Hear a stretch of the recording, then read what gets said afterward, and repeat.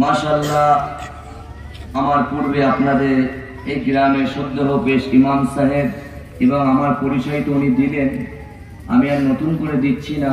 আমার খুব কাছের ভাইজান এবং একই মাদ্রাসায় আমরা পড়াশোনাও করেছি, যদিও আমার নিচু ক্লাসে পড়তো, একই মাদ্রাসায় আমরা পড়াশোনা করেছি। আমাকে তো খুব, আমি নিজেকে আপ্লুত মনে করছি, আমাকে খুব খুশি লাগছে যে আল্লাহ পাক আবারও আমার এই ভাইজানের সঙ্গে একই স্টেজ আমার আল্লাহ পাক হাজির করিয়েছেন, এই জন্য আমার নিজেকে নিজে খুব খুশি লাগছে। যাই হোক, আমার পূর্বে আমার এই ছোট ভাইজান ইনিও একটা নাত শরীফ তিলাওয়াত করলেন। সীতাপুরে পরীক্ষা দিচ্ছে, আগামীকাল লাস্ট এক্সাম আছে, দোয়া করবেন আল্লাহ পাক যেন আমার এই ভাইকে ভালো রেজাল্ট করার তৌফিক দান করেন। জোরে বলেন আমিন। আমি প্রথমে উঠে কি করলাম, আপনাদেরকে সালাম দিলাম, তাই তো নাকি? তো আপনারা যতজন বসে আছেন সালামের জবাবটা যেভাবে দিলেন, এর থেকে আওয়াজটা জোরে হওয়া ছিল না ছিল না? জোরে বলেন।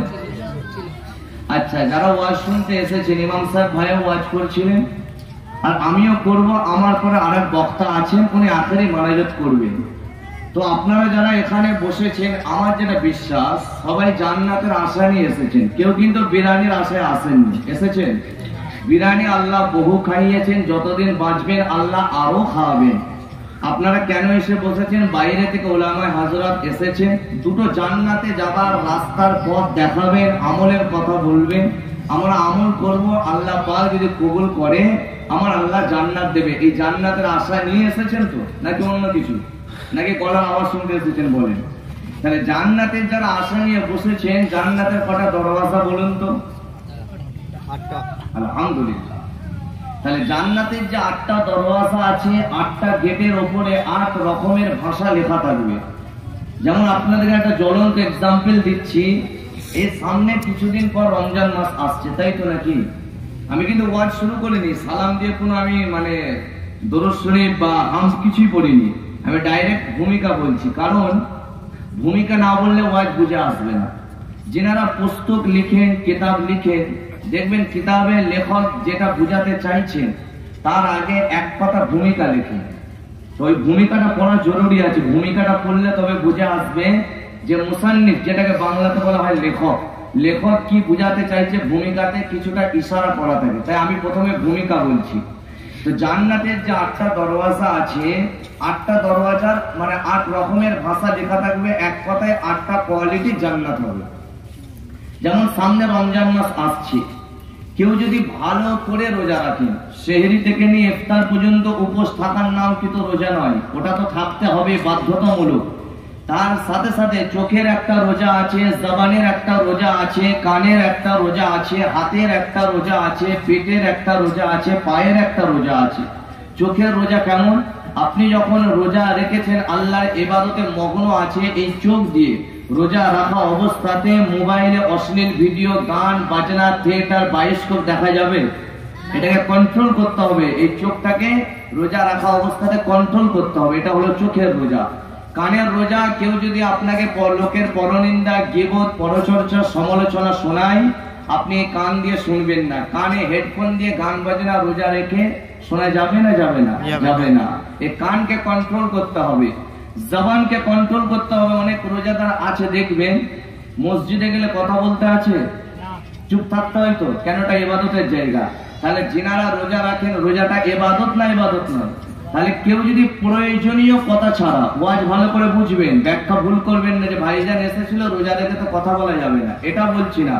প্রয়োজনীয় কথা ছাড়া রোজা রেখে ভ্যাট ভ্যাট করে সারাদিন বকা যাবে? অনেকে আছে দেখেন রোজা রেখে সারাদিন বকছে না। এই জবানকে কন্ট্রোল করতে হবে, প্রয়োজনীয় কথা ছাড়া এক্সট্রা বকা যাবে না, গালি গালাজ দেওয়া যাবে না, মিথ্যা কথা বলা যাবে না। এটা হলো জবানের রোজা। হাতের রোজা কি? আপনি রোজা রেখেছেন, ক্লাবে যে ক্যারাম বোর্ড খেলা যাবে না, তাস খেলা যাবে না, এটা হাতকে কন্ট্রোল করতে হবে না? হবে না। এটা হলো হাতের রোজা। পেটের রোজা কি? আপনি যখন রোজা রেখেছেন, যখন ইফতারে বসে ইফতারটা আপনি লোকমাটা খাবার তুলবেন, যে ফল পাকানিটা কিনা হয়েছে ওটা যেন হারাম পয়সায় কেনা না হয়। বন্ধন লোনের টাকায়, ব্যাংকের ইন্টারেস্টের টাকায় আপনি ফল পাকারি কিনে এনে ইফতার করছেন, ওই রোজাটা ঠিক হবে? হবে না বলছি না, রোজাটা না হওয়ার থেকে চলে যাবে। তাহলে আপনাকে পেটকে কন্ট্রোল করতে হবে, এটা হলো পেটের রোজা। পায়ের রোজা, আপনি রোজা রেখেছেন, এই পা দিয়ে প্রয়োজনীয় কাজ ছাড়া বাজারে এক্সট্রা বেশিক্ষণে পা দিয়ে যে এটা ওটা আড্ডা মারা যাবে না। আপনি যদি চোখ থেকে নিয়ে পা পর্যন্ত এইভাবে কন্ট্রোল করে রোজা রাখেন, আমার আল্লাহ জান্নাতের 8টা দরওয়াজার মধ্য থেকে একটা গেটের উপরে রোজাদারদের জন্য স্পেশাল ভাবে একটা জান্নাতের গেটে লেখা আছে বাবুর রায়্যান। যিনি এইভাবে রোজা রাখবেন, আল্লাহ রোজাদার দিগকে বড় মহব্বত করে পিয়ার করে বাবুর রায়্যান দিয়ে জান্নাতে প্রবেশ করিয়ে দিবে। একবার জোরে বলেন সুবহানাল্লাহ। কাল কিয়ামতে প্রতিটা আমল আল্লাহ ফারিস্তার মাধ্যমে দেবেন, গিফট ইনাম পুরস্কারটা ফারিস্তার মাধ্যমে দেবেন। আল্লাহ পাক হাদিসে কুদসির মধ্যে জানাচ্ছে আসসামুলি, একটা ইনাম, একটা গিফট, একটা পুরস্কার আমি আল্লাহ নিজে হাতে দেব। যারা রোজা রাখবে রোজাদারদের পুরস্কারটা আমি আল্লাহ নিজে হাতে দান করব। একবার জোরে বলেন সুবহানাল্লাহ।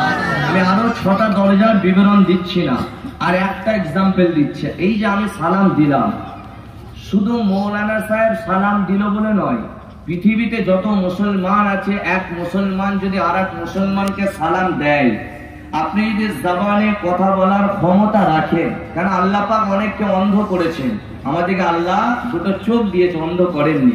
আল্লাহ অনেককে খোঁড়া করেছেন, ল্যাংড়া করেছেন, কাউকে বোবা করেছেন না করেননি। তা আপনি যদি জবানে কথা বলার ক্ষমতা রাখেন, আল্লাহ পাক যদি কথা বলার ক্ষমতা দান করেন, যে সালাম দেবে সালামের জবাবটা জুড়ে দিয়া হলো সুন্নতে নববী সাল্লাল্লাহু আলাইহি সাল্লাম। একবার জোরে বলেন সুবহানাল্লাহ। আপনি যদি সালামের জবাব জুড়ে দেন কি হবে? জান্নাতের 8টা দরওয়াজার মধ্য থেকে একটা গেটের উপরে স্পেশাল ভাবে লেখা আছে বাবুস সালাম। বাব যেটা ইংরেজিতে বলা হয় গেট, বাংলায় দরজা, আরবিতে ওই দরজাকে বলা হয় বাব। তো জান্নাতের একটা গেটের উপরে লেখা থাকবে বাবুস সালাম।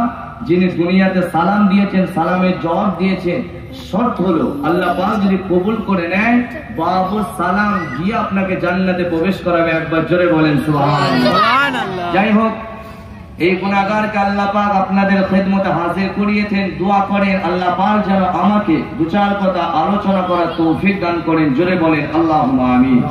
এখনো যিনারা অযথা সময় নষ্ট করেছেন, এদিকে ওদিকে বিক্ষিপ্ত ভাবে ঘোরাফেরা করছেন, অযথা সময় নষ্ট না করে পাক মাহফিলের মধ্যে চলে আসেন। যিনারা এসেছেন মুহাব্বতে একবার দুরূদ শরীফ পড়েন। আল্লাহুম্মা সাল্লি আলা সাইয়্যিদিনা মাওলানা মুহাম্মদ ওয়া আলা আলি সাইয়্যিদিনা মাওলানা মুহাম্মদ। আউযু বিল্লাহি মিনাশ শাইতানির রাজীম।